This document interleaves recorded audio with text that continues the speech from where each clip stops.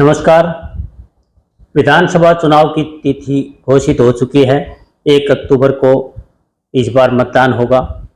सभी चुनाव आयोग के द्वारा तिथि घोषित करने से अचंभित है, क्योंकि सरकार ही नहीं, विपक्षी दल भी अभी पूरी तरह से तैयारी नहीं कर पाए थे और एक उम्मीद की जा रही थी कि 1 महीना बाद आचार संहिता लगेगी। अब जबकि तिथि घोषित हो चुकी है और सभी पार्टियों ने अपने अपने स्तर पर चुनाव की तैयारियां शुरू कर दी हैं।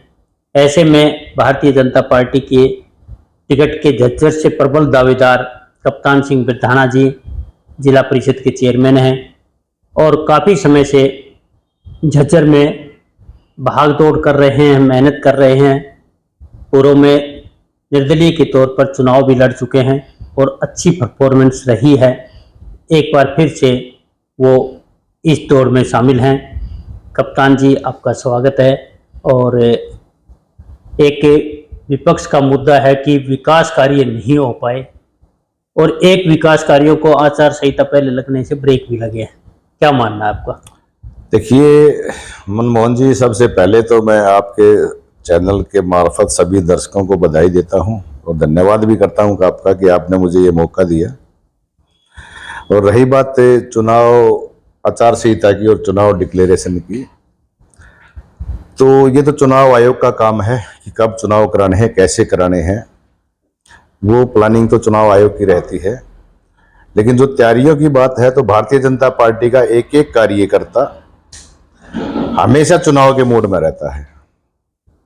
हम लोकसभा से पहले भी चुनाव के मूड में थे और लोकसभा के जस्ट बाद भी लगातार पार्टी का एक एक कार्यकर्ता चुनावी रण के लिए तैयार था। कभी भी चुनाव डिक्लेयर कर ले, उसके लिए कभी कार्यकर्ता पीछे नहीं रहता। हमेशा से हमारे बूथ स्तर तक की जो टीमें बनी हुई है, पन्ना प्रमुख तक की जो टीमें बनी हुई हैं, तो बूथ लेवल तक के, पन्ना प्रमुख तक के लेवल के कार्यकर्ता हमारे 24 घंटे फील्ड में रहते हैं और वो अपना बखूबी काम करते हैं। और रही विकास की बात, देखो चुनाव आचार संहिता जब लगती है तो स्वाभाविक है कि विकास के काम रुक जाते हैं। लेकिन झज्जर में पहली बारी ऐसा हुआ है कि 10 साल के शासनकाल में कि जो सही मायने में एक्चुअल जो लोगों की जो समस्याएं थी, चाहे वो फ्लड के पानी को लेकर के थी, कुछ एक दो समस्याएं जो बची, जो रोड का जो रह रहा है वो थोड़ा बीच में डिस्टर्बेंस आ गई थी, क्योंकि पहले वो NHI के पास चला गया था, बादरगढ़ वाला जो रोड था, अब वो दोबारा HSRDC के पास आ गया, तो उसका 20 करोड़ का टेंडर लग चुका है। और उसके अलावा 18 तारीख को आप लोगों ने देखा होगा कि मुख्यमंत्री जी झज्जर के अंदर आए थे, रैली थी हमारी अपनी। 363 करोड़ रुपए के कामों का उद्घाटन और शिलान्यास हुआ। तो वो 363 करोड़ रुपए हरियाणा प्रदेश के अंदर दूसरे नंबर पर हमारा झज्जर जिला है, जिसमें इतने ज्यादा काम इस साल के अंदर ही हुए। कुछ आचार संहिता की वजह से चलो अभी कुछ बच गए तो आगे होंगे, बहुत सौ के शिलान्यास थे, बहुत सौ के उद्घाटन थे। तो ऐसा नहीं है। विपक्ष का तो एक मुद्दा है कि उन्होंने तो खिलाफत करनी है।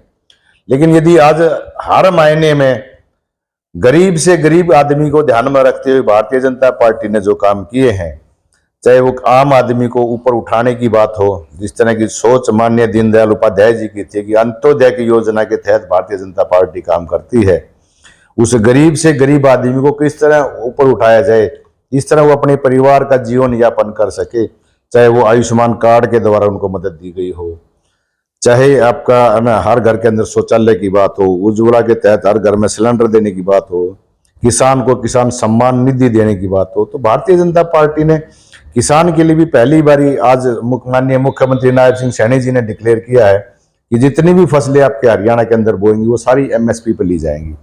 तो पहली बारी प्रदेश को ऐसा नेतृत्व मिला है जो आम आदमी के बीच से निकल के गया हुआ है, जिसको आम आदमी की समस्याओं का पता है, वो वाकिफ है और उनका निदान का भी उनको पता है। तो मैं तो कहना चाहूंगा कि हरियाणा प्रदेश के आम आदमी के लिए सौभाग्य की बात है कि जो रजवाड़ा शाही को खत्म करते हुए भारतीय जनता पार्टी ने एक आम आदमी को मुख्यमंत्री बनने का काम किया।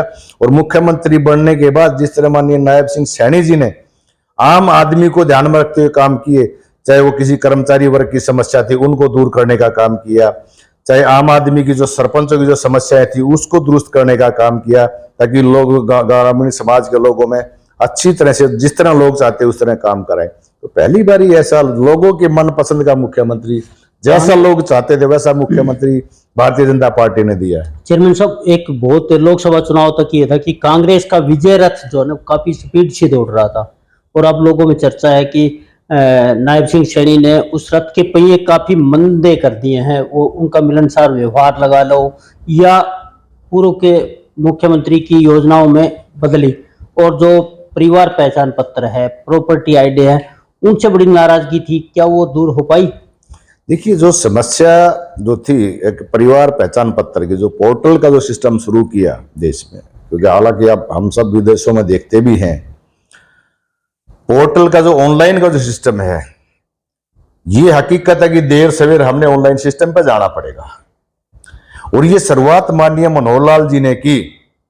तो शुरुआत में क्या होता है कि ना हम लोग, हमारा जो ग्रामीण समाज के लोग हैं, उसमें इतनी अवेयरनेस होती है कि वो पोर्टल के साथ में काम कर पाए, और उसकी बदौलत जो नया काम भी जो शुरुआत होता है उसमें हम सबको एक हेजिटेशन होती है, हम सबको लगता है कि सरकार ने गलत काम किया। लेकिन जो पोर्टल की सुविधा, वो ऐसी सुविधा है कि जिसमें ना कहीं जाने की जरूरत है, ना किसी के चक्कर काटने की जरूरत है, ना किसी की सिफारिश लगाने की जरूरत है, और ऑटोमेटिकली उनके आयुष्मान कार्ड बने, उनके पीले कार्ड बने, उनकी जो बुढ़ापा पेंशन थी वो, विधवा पेंशन थी वो, घर पर बैठे हुए वो सुविधाएं आम आदमी को मिली। ये पोर्टल का फायदा है। लेकिन थोड़ा, क्योंकि हमारा ग्रामीण अंचल है और हम आईटी में इतना थोड़ा अवेयर भी नहीं है, हमारा किसान जो वर्ग है या जो आम आदमी, गरीब आदमी बेचारा है, उसको ऐसा ये महसूस होता है कि यार मुझे चक्कर काटने पड़ गए, मुझे कागज उठाने पड़ गए, और वही एक रोष लोगों का लोकसभा के अंदर देखने को मिला। ये कांग्रेस की कोई बहुत बड़ी उपलब्धि नहीं थी। कांग्रेस तो पिछले 10 साल से लगातार तो हम देखते रहे, आज तक अपना वो संगठन भी नहीं बना पाए, वो जिला अध्यक्ष भी नहीं बना पाए। लेकिन जो पोर्टल का जो थोड़ा बहुत गरीब आदमी में जो रोष था, जिसकी वजह से जो लोकसभा के परिणाम में थोड़ा बदलाव आया, आज जब से माननीय मुख्यमंत्री नायब सिंह सैनी जी को मौका मिला है, और लगातार उसी समय से 9 बजे से लेकर 11 बजे तक हर डिस्ट्रिक्ट हेडक्वार्टर पर जो समाधान शिविर जो लगाने का काम किया, आज समाधान शिविरों में जाकर देखो 10-5 लोग आते हैं। तो मेरा अपना मानना है कि उससे लोगों को समस्याओं का समाधान भी और लोग खुश भी हैं, और आज लोगों ने मन भी बना लिया है कि ऐसा मुख्यमंत्री जो हमें मिला है, वो पहली बार हरियाणा प्रदेश का ऐसा मुख्यमंत्री मिला, क्योंकि उससे पहले मास्टर हुकम सिंह जी थे, थोड़ा समय उनको मिला, वो भी आम आदमी से निकले हुए थे, लेकिन वो लंबा समय उनको नहीं मिल पाया। आज लेकिन फुल फ्लैश हमारे मुख्यमंत्री जो आम आदमी के बीच के निकल के गए हुए, वो हर आदमी को चाहते हैं कि हर आदमी सरकार से खुश हो। पहली बार ये हरियाणा में। एक भाजपा और कांग्रेस में एक अंतर जो है ना, गांव में भी सुनने को मिलता है, शहर में भी सुनने को मिलता है। कांग्रेस से आप संगठन की बात कर रहे थे, संगठन भले ही ना हो, गांव में 2, 3, 4, 5 कार्यकर्ता होते हैं कांग्रेस के, उन्हीं की चलती है, सिफारिश भी उन्हीं की होती है, लोग उनके पास जाते हैं, वो ऊपर सिफारिश करते हैं।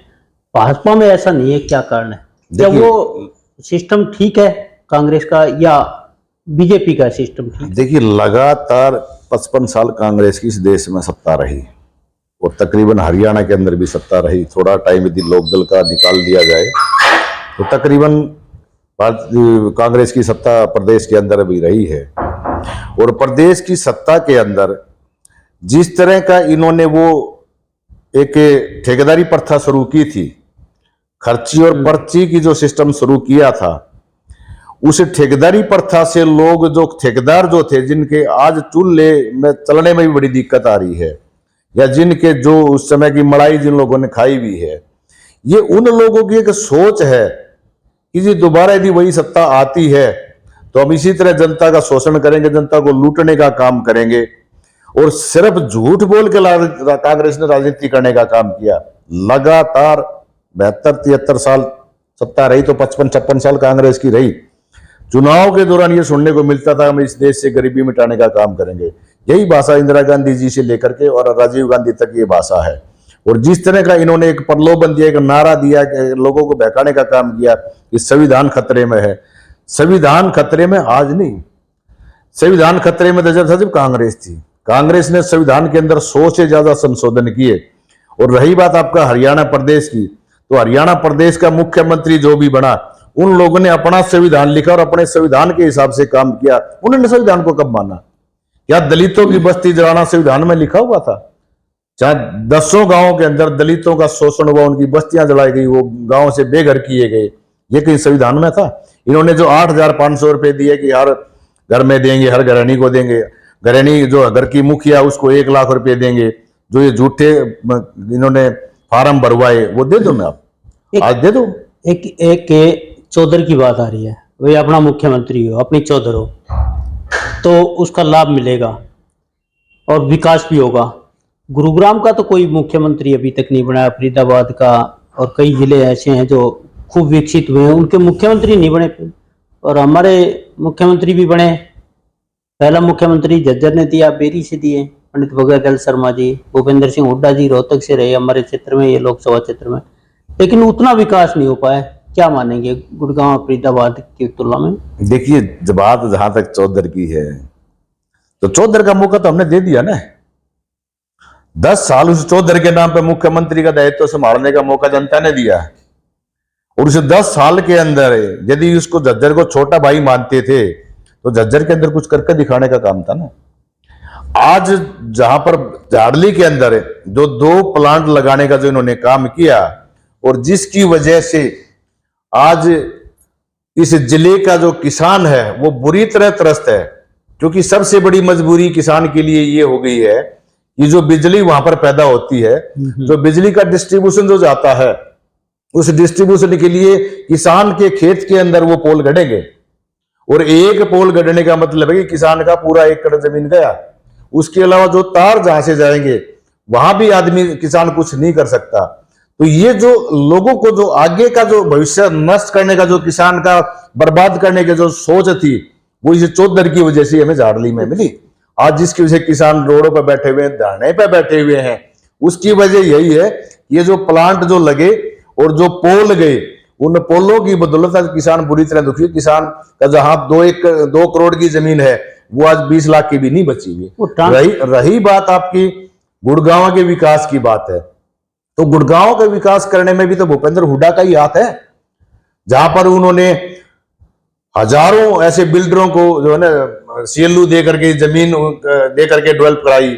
जहां बात डेवलपमेंट की थी, आईएमटी मानेसर के अंदर फैक्ट्रियां जो लगवाने का काम किया, आगे बावड़ के अंदर बढ़ाने का काम किया, वो आईएमटी बजाय झज्जर में लाने के आपका रोहतक के अंदर जो लेके गए, तो वो आईएमटी यहां भी लग सकती थी ताकि हमारे युवाओं को रोजगार मिले।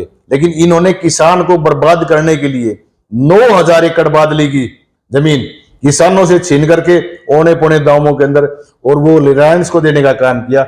आज वो जमीन जब किसान वहां से निकलता है तो उस किसान की आंखों में आंसू होते हैं। 1 लाख रुपए गज की जमीन मिलती है वहां पर। तो ये यदि बर्बाद किसी ने किया और डेवलपमेंट नहीं किया तो माननीय जो हमारे ठेकेदार यहाँ के हैं, जो चौधरी हैं इस इलाके के, ये उसकी बदौलत है का झज्जर की दुर्दशा है। आप ट्रांसमिशन लाइनों की कह रहे थे, उससे करीब 7-8 हजार खंभे कटने की बात आ रही है कि भी इतने कटे हैं, मुआवजा भी तो मिला होगा ना किसान को? अरे मनमोहन जी, मुझे ये चीज बताओ, मुआवजा भी देना शुरू किया तो भारतीय जनता पार्टी ने देना शुरू किया। गुरु की सरकार, उससे पहले किसी किसान को कोई मुआवजा नहीं मिलता था। पहली बार ये भी ऐसा हुआ उसको देखते हुए, क्योंकि मजबूरी है, यदि बिजली जाएगी तो एक सिस्टम के तहत जाएगी, उसके लिए पोल भी लगाने पड़ेंगे। तो यदि 8-9 लाख रुपए का, जो मुझे एग्जैक्ट पता नहीं क्या मुआवजा है लेकिन 8-9 लाख रुपए का जो दिया है वो आज भारतीय जनता पार्टी ने दिया। और जो लाइन जिस खेत से गुजरेगी उसका भी कुछ मुआवजा है, लेकिन उसमें भी हम चाहते हैं कि अब वो संतुष्ट नहीं है, हम भी संतुष्ट नहीं है और किसान भी संतुष्ट नहीं है। क्योंकि यदि इनको ट्रांसमिशन लाइन यदि लगानी भी है तो उस जमीन को एक्वायर करके ट्रांसमिशन लाइन लगाने का काम करें। यदि फैक्ट्री लगाने के लिए जमीन एक्वायर की जा सकती है, यदि बिल्डिंग डेवलप करने के लिए, residential area, industrial area develop करने के लिए एक्वायर की जा सकती है, तो इस ट्रांसमिशन लाइन लगाने के लिए भी एक्वायरमेंट होनी चाहिए, ताकि किसान सदा तक है ना अपना कोई दूसरा कहीं जमीन देख के अपना गुजारा कर सके। क्योंकि वो 1 एकड़ जो जमीन जो उसकी बर्बाद हुई उसमें वो कुछ नहीं बो सकता, उसका बर्बादी है। थर्मल प्लांट ने बहुत सारे रोजगार दिए होंगे। थर्मल प्लांट ने जो रोजगार दिए हैं, जो उस समय की जो सोच थी, जो किसानों को भ्रमित करके, किसानों को बहका के जो जमीनें ली गई कि हर घर से, हर परिवार से वहां पर नौकरी देने का काम उस थर्मल प्लांट में दिया जाएगा और वहां पर उन लोगों को रॉयल्टी देगी हर साल सरकार रॉयल्टी देगी। रॉयल्टी के नाम पर तो उन किसानों को लठ मिले, और जो सर्विस नौकरी की जो बात थी, आज तक लोग वो त्रस्त हैं, आज तक वो लोग इस नौकरी से महरूम है, और आज भी वो संघर्ष किए हुए हैं कि कम से कम जो सरकार ने वादा किया था उसको निभाने का काम करें।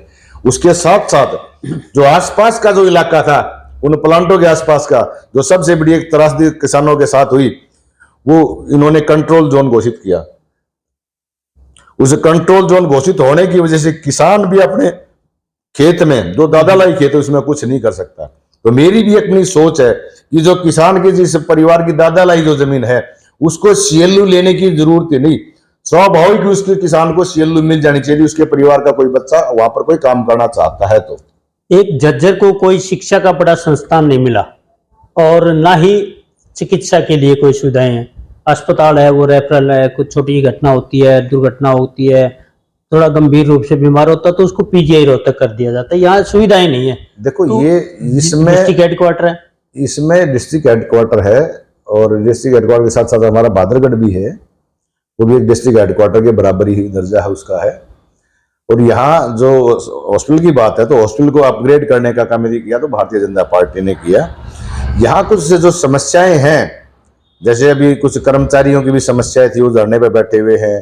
कुछ स्टाफ की भी शॉर्टेज है, जो मेडिकल जो लाइन के जो डॉक्टर जैसे रहता है, क्योंकि आज उस हेल्थ डिपार्टमेंट के अंदर मेडिकल की जो प्रैक्टिस है वो बाहर ज्यादा उनको कमाई रहती है, तो जो अपॉइंटमेंट होती है वो भी पूरी तरह नहीं हो पाती। सर्विस जिस तरह की चाहिए डिस्ट्रिक्ट हेडक्वार्टर पे, उस तरह की मेडिकल सुविधाएं अभी यहाँ पर नहीं है। उम्मीद है कि इस पे माननीय नायब सैनी जी थोड़ा, कि उनके सामने भी हमने ये प्रपोजल रखा है विचार करने के लिए कि भी थोड़ा और सर्विस बढ़ाई जाए, ताकि ये इसके सीटी स्कैन के साथ साथ में एमआरआई भी यहाँ पर रहे, ताकि हर बीमार को यदि कोई दिक्कत आती है किसी पेशेंट को तो रोहतक ना भागना पड़े। आपको मौका मिलता है तो करेंगे कुछ सुधार? देखिए, मैं लगातार 17 साल से लोगों के बीच में हूँ, और जहां तक मुझे ये दायित्व चेयरमैनी का मिला, तो इस दौरान जो भी मेरे पास आया या किसी साथी की कोई समस्या आई, उसको 99% हमने हर आदमी को जो मेरे पास आया उसको ने बिल्कुल संतुष्ट करके भेजने का काम किया, उसके काम कराने का हमने काम किया, क्योंकि हमारा दायित्व जो आप सब लोगों ने हमें जो दिया है, जो जिम्मेवारी दी है, उसको पूर्ण तौर पर निभाने का काम किया और आगे भी दी। देखो, तो संगठन की बात है, पार्टी की अपनी सोच है कि किस आदमी को कहां से क्या दायित्व देना है। यदि मुझे भी मौका मिलता है आप सबके आशीर्वाद और सहयोग से और जनता के सहयोग से, तो जो समस्याएं जो आज हैं, क्योंकि 17 साल से लगातार लोगों के बीच में हूं, तो समस्याओं से भी वाकिफ हूं, सुविधाओं से भी वाकिफ हूं, क्या क्या चीजें यहाँ नहीं मिली, क्योंकि थोड़ा समय मुझे भी मिला है जिसमें मैं कोशिश कर पाया, जहां तक भी, चाहे वो बच्चों की स्कूल की बसों की समस्या थी उसको लगवाने का काम किया, चाहे जैसे भूरावास का था, या जो आपका ये कोसली के साथ में भाकली में जो स्कूल बना है, मतनेल से बस लगाने की बात थी, ताकि एजुकेशन अच्छी मिले हमारे बच्चों को आने वाले समय में। तो एजुकेशन के लिए भी हम कोशिश करेंगे कि यहाँ कोई ना कोई इस तरह की अच्छी सरकारी यूनिवर्सिटी भी रहे। केंद्रीय विद्यालय भी तो बना है मतनेल में, केंद्रीय विद्यालय बना है, वो भी बन गया, वहां पर तैयार हो गया। सैनिक स्कूल की भी डिमांड है जो अभी प्रोसेस में है अभी। तो हम चाहेंगे कि यहाँ पर एक अच्छी यूनिवर्सिटी भी जो सरकारी तौर पर आए, सरकारी यूनिवर्सिटी रहे, जिससे हमारे युवाओं को उसका फायदा भी मिले। और उसके अलावा एक मेडिकल की भी फैसिलिटी इस तरह की, क्योंकि मेडिकल कॉलेज जो सरकारी तौर पे जो रहे, ताकि लोगों को दूर ना भागना पड़े, क्योंकि रोहतक सबसे पुराना जो पीजीआई हमारा है, उस पीजीआई के अंदर भी पूरे हरियाणा का रस रहता है। तो अपन चाहेंगे कि अपने यहाँ पर भी एक अच्छा, इस तरह एम्स का है जो अपना, इसमें सुविधाएं सारी चालू हो जाए, ताकि लोगों को फिर इधर उधर ना भागना पड़े और वो सारी सुविधाएं यहाँ पर ही मिले। एक चेयरमैन साहब, हर तरफ एक बात कही जाती है खास तौर से कि 10 साल सरकार को हो गए हैं, सरकार के प्रति नाराजगी है, 10 साल में नाराजगी हो जाती है, तो विधायकों में ऐसी क्या खास बात है? कांग्रेस के विधायक तो बेरी में रघुवीर का अध्ययन है, झज्जर में श्रीमती गीता बुक्कल जी हैं, राजेंद्र जून जी बहादुरगढ़ में हैं, और ये 15-15, 20-20 साल से इनके प्रति नाराजगी नहीं बनी, 10 साल में सरकार के प्रति बढ़ गई। देखिए, ये सबसे बड़ी बात पता क्या है कि हरियाणा प्रदेश में जो माननीय मुख्यमंत्री नायब अपना मनोहर लाल जी ने हरियाणा प्रदेश को एक नई शुरुआत दी, चाहे वो नौकरियों का मामला में हो कि ट्रांसपेरेंसी के साथ भर्ती की जाए, जिसमें गरीब से गरीब आदमी का बच्चा जो है वो सब इंस्पेक्टर और एचसीएस लगा। और उसी तरह विपक्ष के जो विधायक थे उनको लगातार जो विधायक निधि थी वो उनको देने का काम किया। आज हर विधायक को 7 करोड़ रुपए मिलते हैं। पीछे 25 करोड़ रुपए माननीय मुख्यमंत्री जी आए थे, उनको रोड डेवलपमेंट के लिए जो दिए थे, और 25 करोड़ हर हल्के के ग्राम विकास के लिए जो दिए थे। वो पहली बार ऐसा हुआ है कि विपक्ष के विधायक को भी बराबर का दर्जा दिया गया है। फिर भी काम क्यों नहीं हुए? लेकिन 10 साल के अंदर होता क्या है कि सरकार से जो लोग उम्मीद करते हैं, क्योंकि जिन लोगों ने भूपेंद्र हुड्डा का और चौटाला साहब का जो राज देखा हुआ है, जहां पर्सनल जो लोग कमाते थे, अपनी जेबें भरने का जो काम करते थे, उनकी दुकान भारतीय जनता पार्टी ने बंद की और निष्पक्षता के साथ में नौकरी और बदलियां करने का काम किया। आज वही लोग हैं जो सरकार की खिलाफत करते हैं। आम आदमी जो है वो संतुष्ट है। हाँ, ये है कि वर्करों के अंदर जो भारतीय जनता पार्टी का जो वर्कर है, जो कैडराइज्ड वर्कर है, जो जिम्मेवार वर्कर है, उसको थोड़ा ये लगता है कि जिस तरह का उनका राज था वही सुविधाएं हमें नहीं मिल पाई। और ये फैक्ट हकीकत भी है कि वर्कर को वो चीजें जो मिलनी, जो उनके कल्चर में जो मिलती थी, भारतीय जनता पार्टी के सत्ता के अंदर सबको समान जो है ना हक मिले, सबको एक दृष्टि से देखा गया। और आज वही लोग हैं जिनकी जेबें भरती थी जो सरकार की खिलाफत करते हैं। बाकी 10 साल के सत्ता के कांग्रेस के शासन के बाद भी आप लोगों ने देखा होगा कि हरियाणा प्रदेश के अंदर 1 लोकसभा की सीट बचा पाए थे। आज 10 साल की सत्ता के बाद भारतीय जनता पार्टी 5 सीटों पे खड़ी है। तो ऐसा नहीं है। अब जिस तरह का नया नेतृत्व आज जनता को मिला है नायब सैनी जी के रूप में, आने वाले विधानसभा चुनाव के अंदर, क्योंकि 1 अक्टूबर का चुनाव है, जनता एक तरफा अपना मन बना चुकी है। 36 बरादरी के लोग आगे नायब सैनी को दूसरी बारी मुख्यमंत्री बनाए और भारतीय जनता पार्टी की तीसरी बारी सत्ता लेके आए, ताकि जो एक नया आज माननीय नायब सैनी जी ने लोगों में एक विश्वास जो जगाया है उसको न आगे आने वाले समय में पूरा कर सके। एक अब टिकट के लिए दौड़ चल रही है आपकी पार्टी में, भारतीय जनता पार्टी में भी। आप देखिए आधा दर्जन से ज्यादा कैंडिडेट हैं जो टिकट चाहने वालों में, उनमें आप भी हैं। जमीन पर आप काम करते हैं और फिर पैराशूट से कोई आदमी आके टिकट लेता है तो कैसा महसूस होता होगा? क्या पैराशूट वाले को मिलना चाहिए या कार्यकर्ता को जो जमीन पर काम करता है? देखिए, अच्छी बात है, पार्टी के अंदर जितने भी कैंडिडेट होंगे उससे पार्टी का ये पता लगता है कितना लोग चाहते हैं और कितने पार्टी की पॉपुलरिटी है। कोई नेताओं का आने का मतलब ये है कि पार्टी का ग्राफ उठा है और लोग चाहते हैं। और रही बात आने वाले पैराशूटेड कैंडिडेट जो आते हैं वो कुछ समय के लिए आते हैं और ना उनकी सोच ऐसी होती है कि पार्टी की जो विचारधारा है, क्योंकि आज भारतीय जनता पार्टी एक विचारधारा की पार्टी है कि राष्ट्र सर्वोपरि, उसके बाद दल, फिर मैं। तो वो सोच जो कांग्रेसी प्रवृत्ति के लोग है ना, जो टिकटार्थी लोग हैं, वो आते हैं, समय के साथ साथ बदलते हैं और उनकी भी इच्छा होती है कि भी हम चुनाव लड़ें उस पार्टी में जाकर के। लेकिन ये पार्टी के संगठन ने देखना है और संगठन हमेशा भारतीय जनता पार्टी का जो कैडराइज जो कार्यकर्ता है उसको आगे बढ़ाने का काम करता है, ताकि उसी विचारधारा को वो आगे बढ़ाने का काम करे। ये स्वाभाविक है, जब चुनाव नजदीक आते हैं तो उस हिसाब से कैंडिडेट और भी बहुत बाहर के भी आते हैं अपनी इच्छाएं लेकर के। लेकिन ऐसा नहीं है कि वो आए और उनको टिकट मिले और वो चुनाव लड़े, ऐसा नहीं है। भारतीय जनता पार्टी एक विचार की पार्टी है, एक संगठन की पार्टी है। संगठन अपने हिसाब से सोच समझ कर टिकट देता है और ताकि आने वाले समय में वो वर्करों को भी इस तरह साथ लेकर चले, पार्टी की विचारधारा को भी आगे बढ़ाए। मैं भी उसमें एक जिम्मेवार हूं। मुझे भी हालांकि 2019 में पार्टी ज्वाइन की थी, लेकिन जिस आपकी सोच के साथ पार्टी ज्वाइन की थी कि भाई एक राष्ट्रीय पार्टी है और एक राष्ट्र की विचारधारा के साथ पार्टी चली हुई है, उसी सोच में आज हम पूरी तरह रलमिल ढल गए हैं। हमारा भी एक ही ध्येय है कि राष्ट्र सर्वोपरि है, उसके बाद दल, फिर हम। तो रसूख और धनबल भारी पड़ जाता है तो कार्यकर्ता टूटता भी है? ऐसा नहीं होता।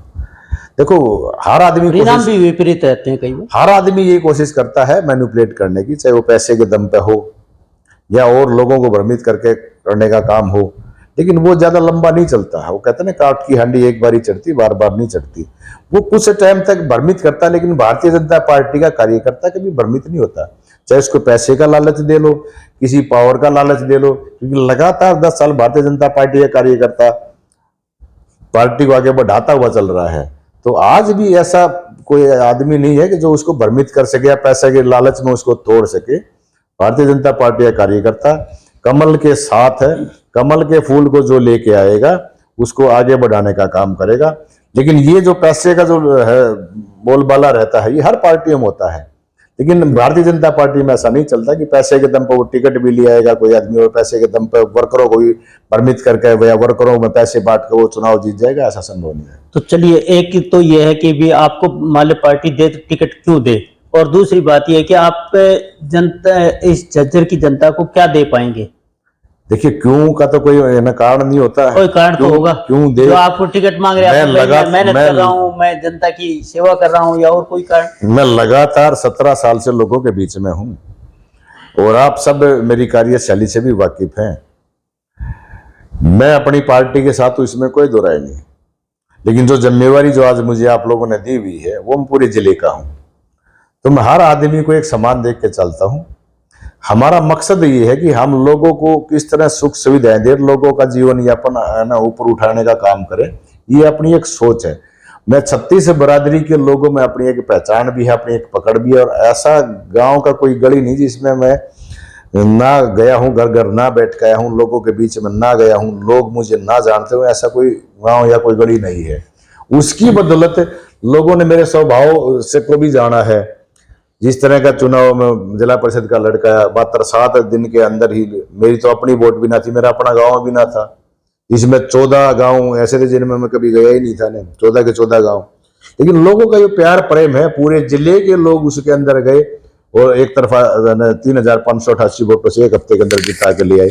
इसी तरह जो लोगों का प्यार है, जिस तरह लोगों के बीच में मैं 17 साल से रहा हूँ, लोगों की सोच है कि इस भाई को यदि मौका मिलता है तो हम इसको आगे बढ़ाएंगे, और मौका देना संगठन का काम है। संगठन जो सोच लेकर चलेगा हम उसके साथ में है। यदि मुझे मौका मिलता है तो लोगों की आशाओं पर खरा उतरने का काम करूंगा। जिस तरह की अब की जो सोच है वही सोच आगे मेरी रहेगी। जो भी साथी, जो भी कार्यकर्ता, जो आदमी आया उसको पूर्ण तरह संतुष्ट करके उसके काम करके उसको भेजने का काम करेंगे। ये थे कप्तान बिदाना जी, चेयरमैन जिला परिषद और भाजपा के नेता झज्जर से टिकट चाहने वालों में। इनका कहना है कि पार्टी ने अगर उनको झज्जर से टिकट दिया तो वो निश्चित तौर से भाजपा की झोली में एक एमएलए की सीट डालेंगे और लोगों की अपेक्षाओं पर खरा उतरते हुए चहुमुखी विकास कराएंगे और सेवा में सदैव तत्पर रहेंगे।